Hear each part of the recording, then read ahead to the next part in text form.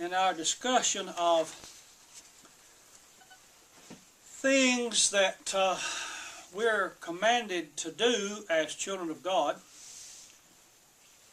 And we're asking, as we go through that list, whether or not one can participate in those activities or carry them out individually without being a part of an organized church and wearing a human name. But as I said before I get back into that, there's something was brought to my attention in the last few days. It seems that there's a controversy in progress concerning the Daughters of the Revolution society in this country. And to tell you the truth about it, I think I might have heard of it, but I still don't know much about it. But I looked up a little bit of it and got a news report on it. And then I thought, you know, this is an amazing example of the type of situation that we've been dealing with and studying and talking about concerning these this matter of organizing, constituting our religious societies and calling them churches and giving them human names. I looked up, as I said, a little information here. This society was founded, according to what information I can get from the internet,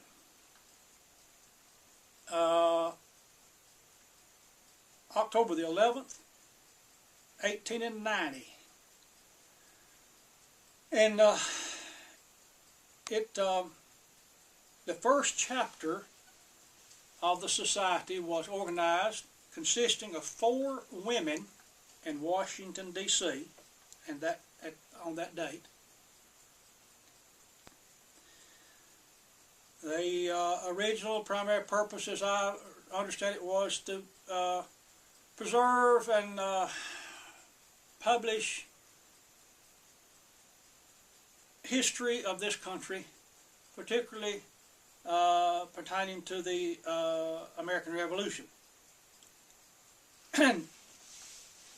In order to be a member of that society, you have to be able to trace your lineage back to someone who was involved in the American Revolution. And let's see, in later years, I forgot what year it was on it. It seemed like maybe in the latter part of the 1920s. I forgot. But this society, as it grew, they built a just elaborate, large building that is more or less on the style, as I found out, as a concert hall. And it was originally built, or the first part of it was, to house the annual convention of the Daughters of the American Revolution. Now, as of this last year, 2012, they claim to have over 850,000 members of that society. They have chapters not only all over this country, but in several foreign countries. Now you say, well, what's that got to do with what we've been talking about? Well, here's the deal. Just here a few days ago,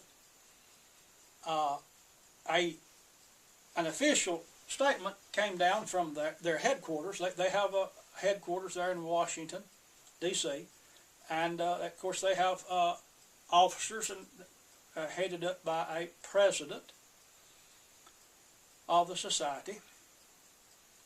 So the headquarters sends out a notification that there has been a ruling passed that no longer in any of their meetings shall these chapters of the Daughters of the Revolution use the name of Jesus Christ in any of their songs or prayers or other activities.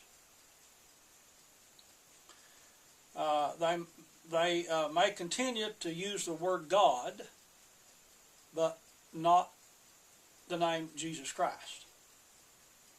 And so a lot of the members, according to this news report, are very upset, and they've been sending in complaints to the head office, the president's office, and so forth. But now this is the catch, the part I want to bring to your attention. They said these women are sending these complaints autonomously. They said that they were afraid if they told who they were, they'd be put out of the society. But they said if it comes down to it, they thought they might have to identify themselves. Now, I regret the situation, and then we could talk for hours about the implications and so forth. But the reason I'm bringing it to your attention is that it, to me, is just a textbook lesson on the situation with these organized societies. There's no telling how many millions of dollars has been invested, and then they do what they would call good works. I don't guess give scholarships and the first one thing another, and they have a lot of big concerts and stuff in their building, and of course an enormous amount of money to have built that building and maintain it even to this day. And now, as things generally happen, and as I've described to you in a recent sharing session, some force has wormed its way in to the top, into the official, the rulers, and now they have issued a decree saying we no longer in our society use the name Jesus Christ. And the members are afraid to openly speak out against it, lest they be put out. Does that sound familiar? I just thought that might be good to bring to our attention. Now, back to this list of things that Christian people are told to do by and through the apostles and prophets of Christ. Our next text would be found in Paul's letter to those who are called out of God in Ephesus. I'm going to read to you Ephesus, the Ephesian letter, chapter 6, verse 4. Here is a command given to these disciples. Ephesians 6, Ephesians chapter 6, verse 4. And ye, fathers, provoke not your children to wrath, but bring them up in the nurture and admonition of the Lord.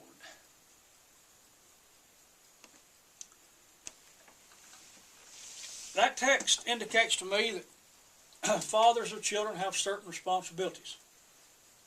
And included in that description, I would think we could include teaching the will of God to the children. Now, that's something that Christian men are supposed to do. Question is then, can they do it without being part of an organized church? An organized religious society? Well, it seems to me like it's pretty obvious. They can. But the question arises,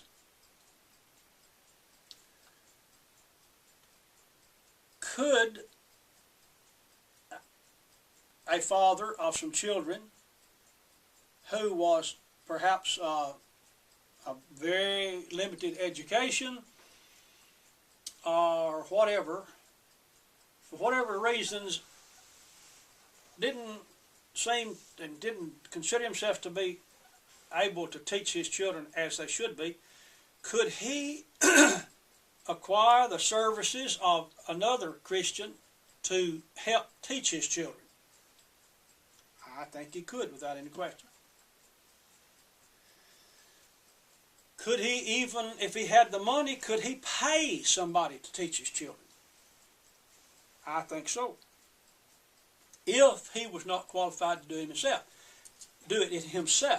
If he just didn't want to spend the time with the kids, and wanted to be out doing something he was interested in, then don't think that'll work. It's shirking one's individual responsibility. And now, somebody said, well, if the father can hire somebody to teach his children, if the father's not qualified to teach them, and it's okay, how come elders can't hire somebody to feed the flock? These shepherds feed the flock. How come they can't hire a man to come in and do the teaching? Well, for the simple reason that in order to be a shepherd or an elder, whatever you want to call it, they have to be qualified to teach. And if they're qualified to teach, and that's one of their responsibilities, looks to me like it's pretty obvious that they've got to do the teaching. I don't see where it can get around it. Likewise, as I said, with the fathers. He can't just shirk his responsibility. And I'll tell you what happened on that, by the way. All these societies, the Sunday school idea. Now, the people who started the Sunday schools, I'm sure, were very sincere. They saw a lot of little children whose parents were not even had very little education, if any, and also that a lot of them were not even religious people. And they'd set these times, hours, where they'd come to the meeting house, and they'd have people there to teach the little children on Sunday, teach them about God. Well, I'm sure that it did some good, but the problem is that when somebody else has to teach your children, you don't know what they're being taught. And secondly, when you develop it into a society, it starts feeding on itself.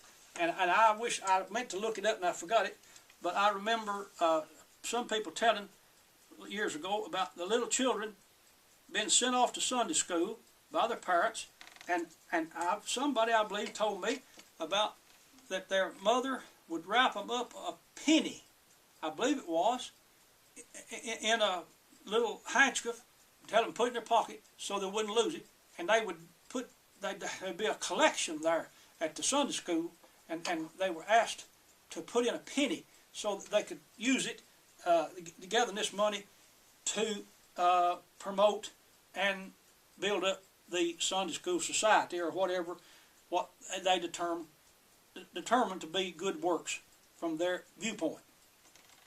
So I'm saying there's no need to organize a society to teach the children.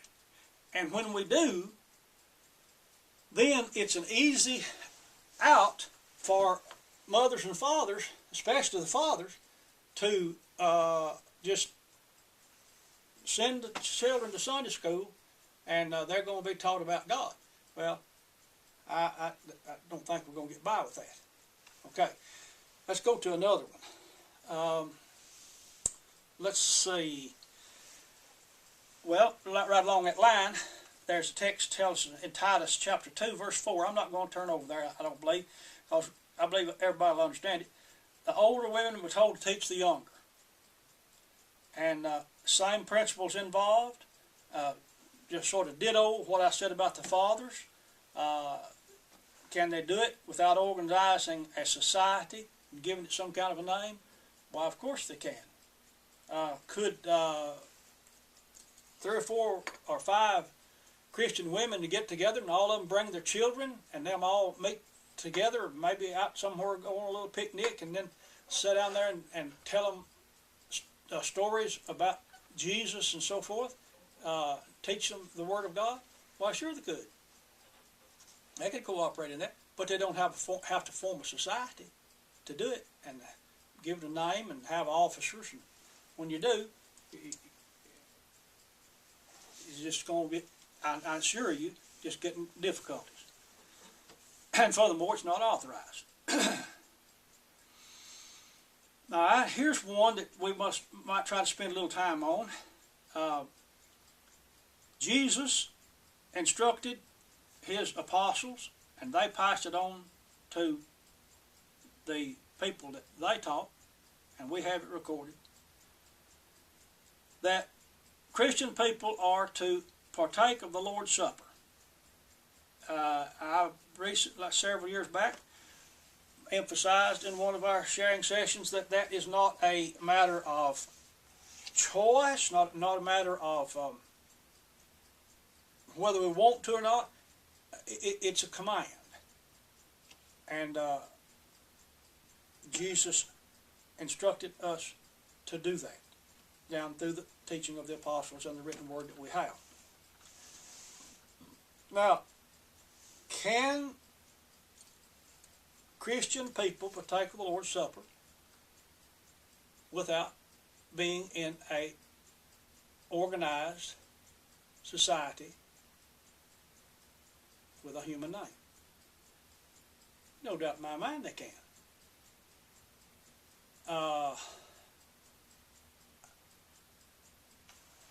The problem, I think, that has been handed down is just like I've talked about on some other things. When the so-called Protestants began protesting against Roman Catholicism and pulling out from that, they brought a lot of baggage with them. And one of the things they brought was that from the concept that you had to have a priest to come there and perform the Mass, and it just grinds on my nerves to see those poor souls come down there and bow down on their knees in front of a priest, and he take that little wafer and put it on their tongue. So he's giving them, oh man. But it was carried over from that, the idea that you had to have ordained preachers and elders to preside in these various Protestant denominations over the partaking of the Lord's Supper. And the information I have that the people were led to believe that they couldn't do that unless they had this ordained pastor there that had his ordination papers from the conference or the synod or whatever it was. But then, as I think I may have mentioned, Martin W. Stone and some others seem to have that they never able to break out of that, and they brought on in the idea that they had to have ordained elders or evangelists or something had to be there in order for people to receive the Lord's Supper.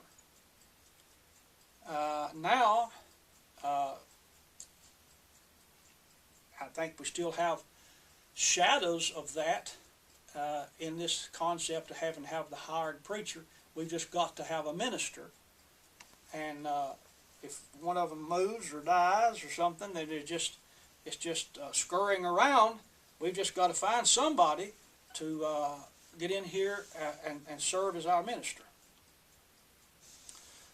Well, let's go on then and talk about worship in general.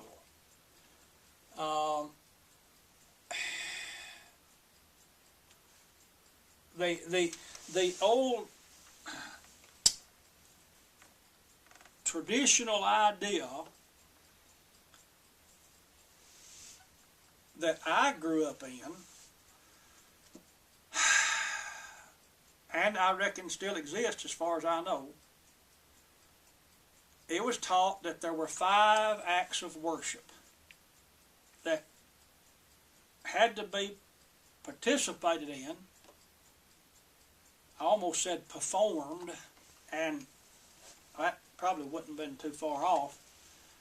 But there's 5 acts. Had to have, let's see, singing, prayer, preaching, giving money to the church,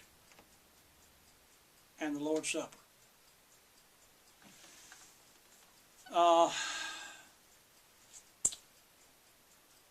Where did you read it? I can't find it.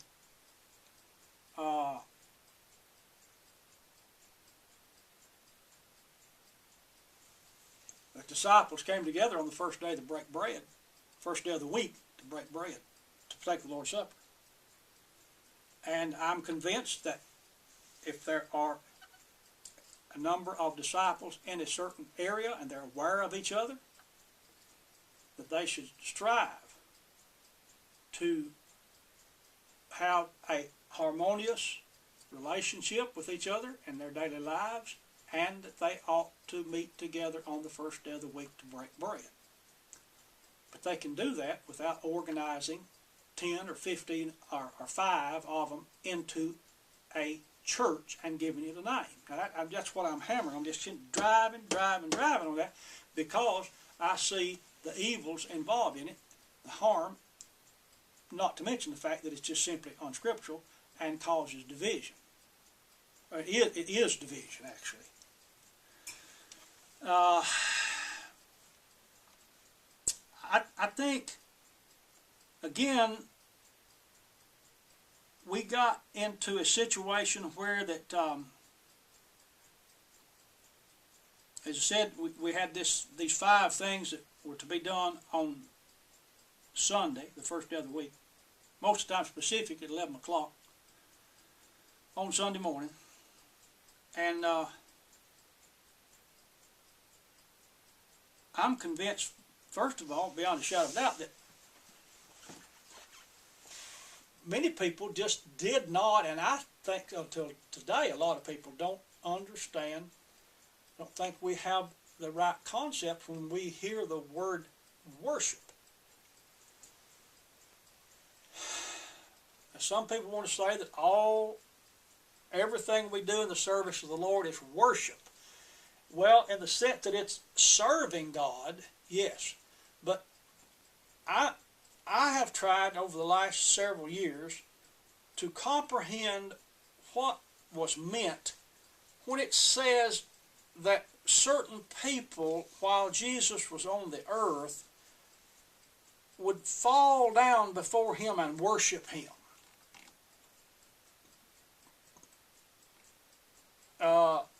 Various ones did that.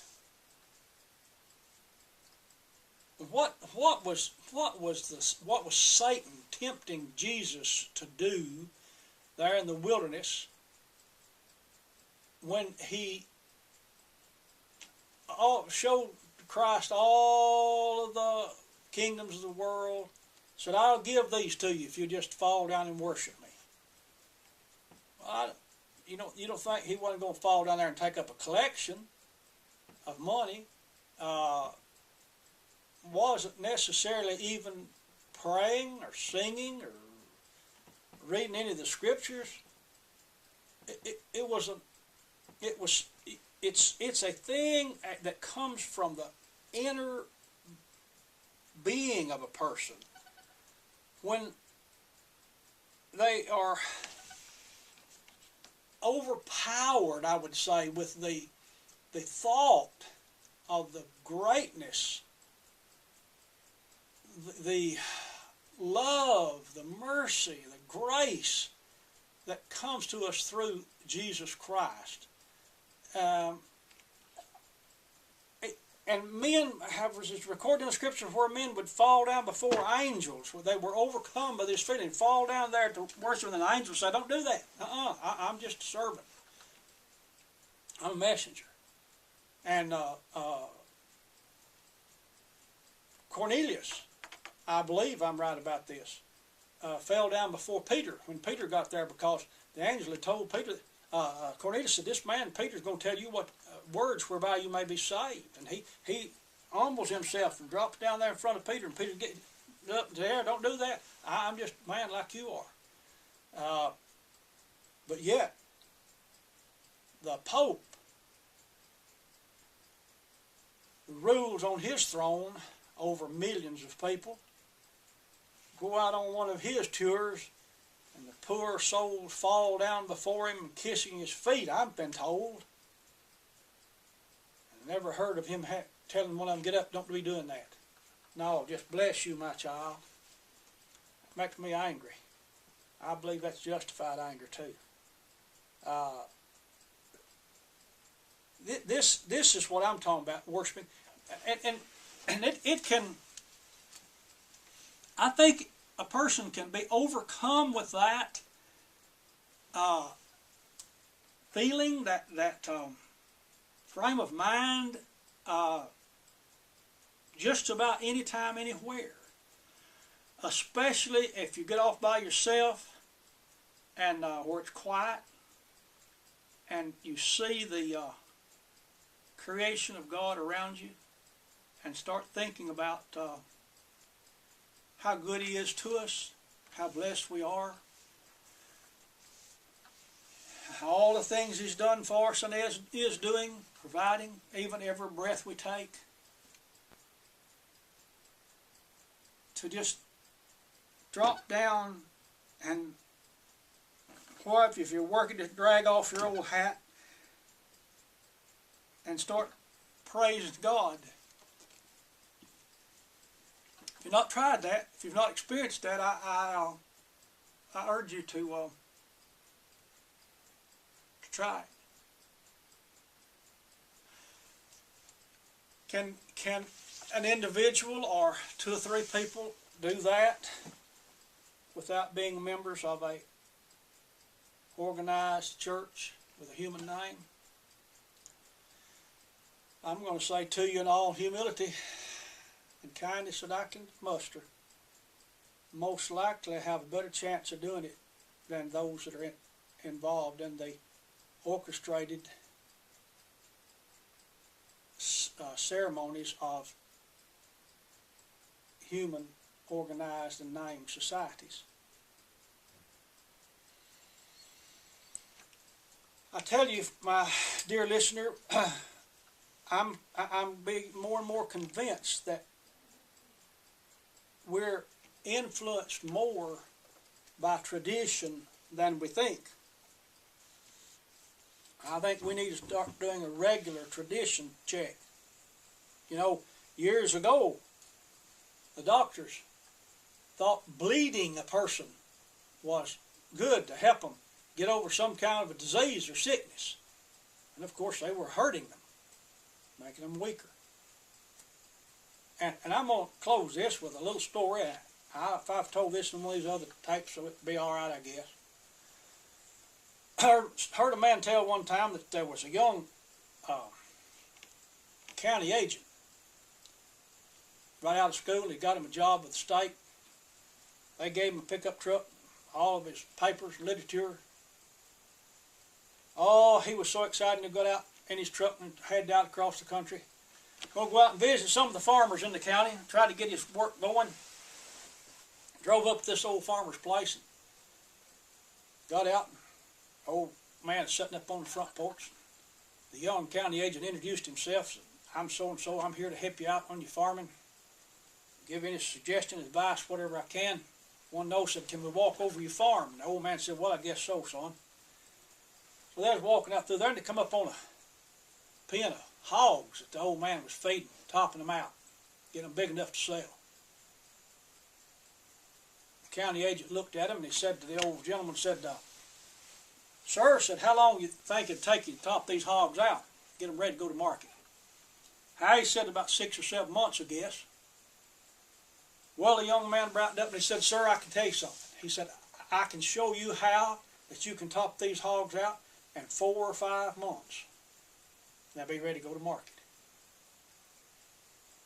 And the county agent paused and the old gentleman just kind of looked at the ground, didn't say anything. The young man said to the old farmer, said, buddy, said, I've got all the literature and instructions and everything in the truck. I can set you up right here today and help you on all this. and we can get these hogs ready to go to market in 4 to 5 months. Would you be interested? And the old fellow just kind of looked off. By that time, the county agent just getting sort of upset. And he said, well, sir, are you interested or not? Why wouldn't you be interested in me trying to help you so that you can get your hogs ready to go to market in 4 or 5 months instead of 7 or 8 or 6 or 7? The old man looked this way and that way, and he turned and looked right at the county agent and said, son, I'm just going to tell you something. The way I figure it, time don't mean nothing to a hog. Now, beloved, if we are like that old farmer, and we are so tradition bound and our minds so closed that we don't even comprehend what the problem is, I don't think we can be helped. But now, there are people who are willing to listen. I hope. That's why I'm doing this work. I thank you for listening to this today. We have been trying throughout this series to bring up and discuss possible objections to the teaching that we are setting forth based on my understanding of these scriptures. And so now I bring up an objection that someone might raise, and that is that if we give up this idea of organizing churches, giving them names, having creeds, and all this control and orchestrating of our lives,